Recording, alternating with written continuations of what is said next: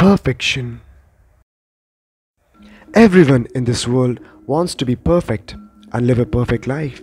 For that, they try to create a perfect situation in this material world by working very hard. Perfection is a condition which is complete and without any faults or weaknesses.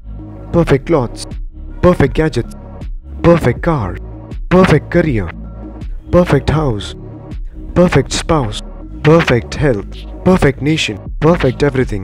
From smartwatches to smart cities, the drive of perfection is just about everywhere.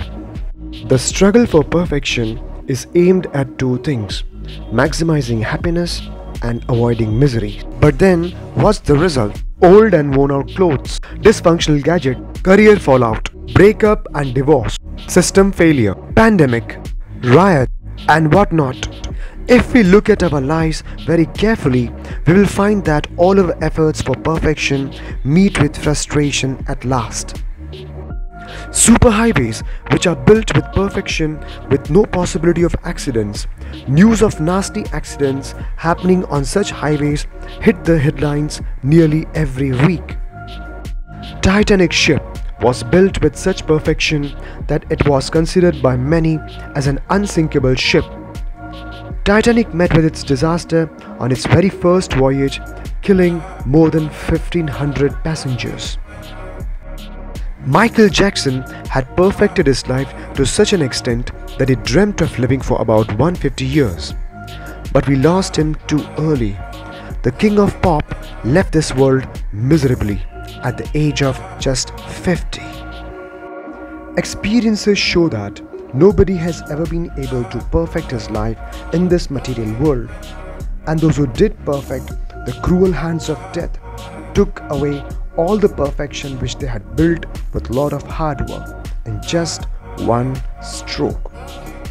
So this raises an important question. Is our struggle for perfection in this world wrong? Lord Krishna says in the Bhagavad Gita that this world is full of miseries and temporary. From the highest planet in the material world down to the lowest planet, all are the places of miseries where repeated birth and death take place. While our innate drive and thirst for perfection is right, the direction is wrong. Because no amount of efforts in this world has ever made or will ever make this world free of miseries or permanent. So where the efforts for perfection has to be directed? Krishna says that after attaining me, one never reaches to this temporary world which is full of miseries because they have attained the highest perfection. So the perfection has to be directed towards attaining Krishna and going back to his abode, back to Godhead, where one's happiness knows no bounds and there is no place for miseries. So how to attain him?